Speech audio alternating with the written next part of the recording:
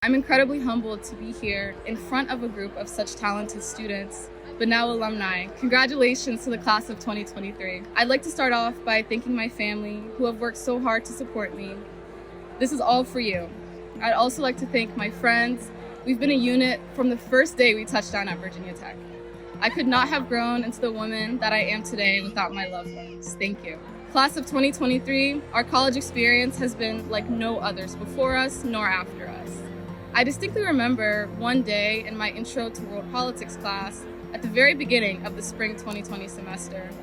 Dr. Thomas gave a short sidebar about the coronavirus pandemic and said, whether it'll be like Ebola or like the flu, we may never know.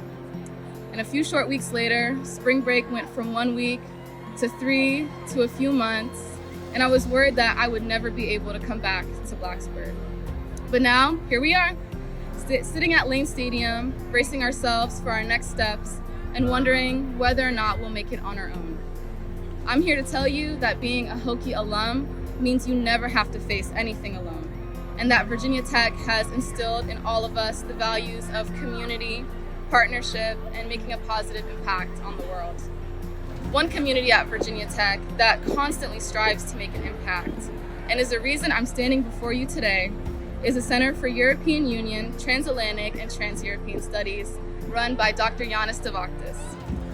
CUDIS is a prime example of how valuable resources and support from committed faculty and staff not only support students in pursuing their passions without limitations, but also support the greater goals of UT-PROSM on the international stage. CUDIS is why I'm fortunate to be graduating from Virginia Tech. So, class of 2023, I implore all of you to continue learning, growing, and pursuing your passions, and leaning on one another in hard times.